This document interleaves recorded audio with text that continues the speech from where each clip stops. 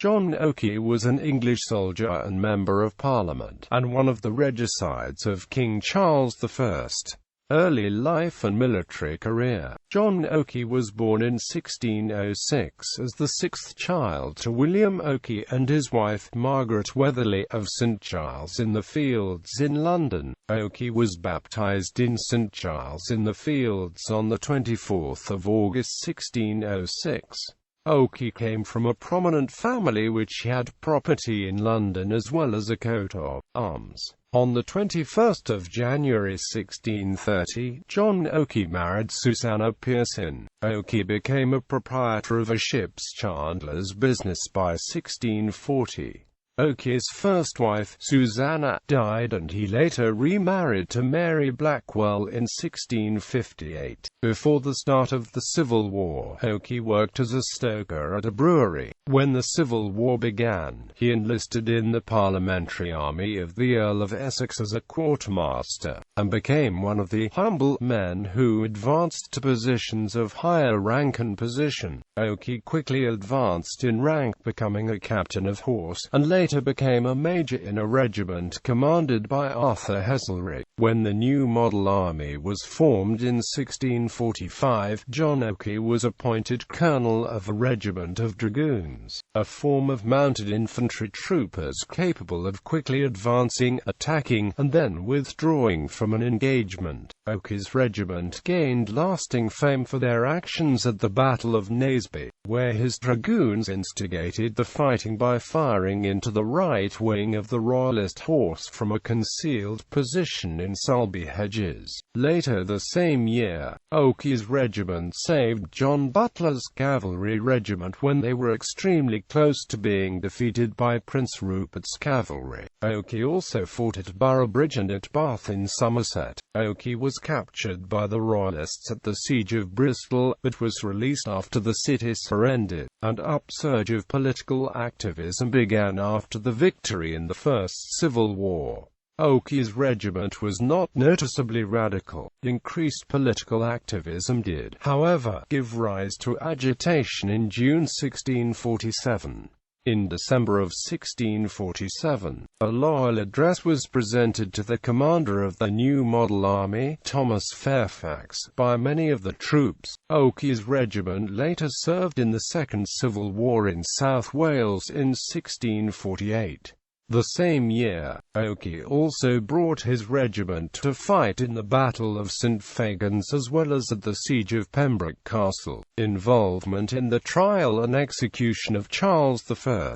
In 1648, Okey was appointed a commissioner to the High Court of Justice after the king was declared as having traitorously and maliciously levied war against the present Parliament and the people therein represented, and set to stand trial. Okey was one of 135 men who were selected and appointed by an Act of the Commons assembled in Parliament. Okey, along with about 80 others, was actively involved in the case and was present for most of the court's sittings. Moreover, Okey was one of 59 who signed the king's death warrant, and was also charged with upholding the validity of the actions surrounding the execution of Charles I.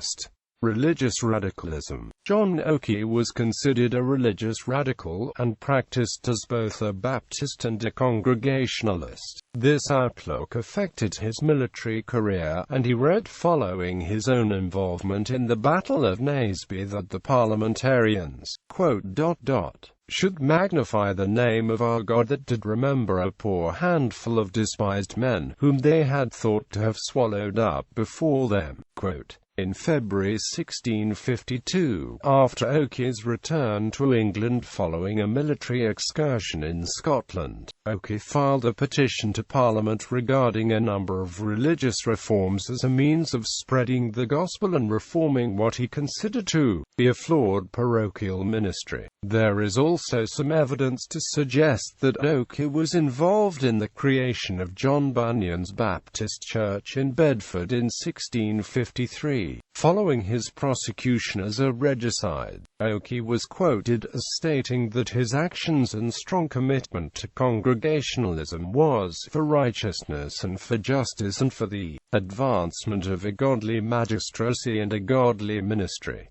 Petition of the Three Colonels. In 1654, Okey signed the Petition of the Three Colonels, drafted by the Leveller and Republican John Wildman, along with Colonels Thomas Saunders and Matthew Ilyard, which criticized Oliver Cromwell and the Protectorate. It was unsuccessful, and although only Ilyard was imprisoned, all three were cashiered from the new model army. Okey retired to Bedfordshire, where he had invested heavily in land, and was elected MP for Bedfordshire in the Third Protectorate Parliament of 1659.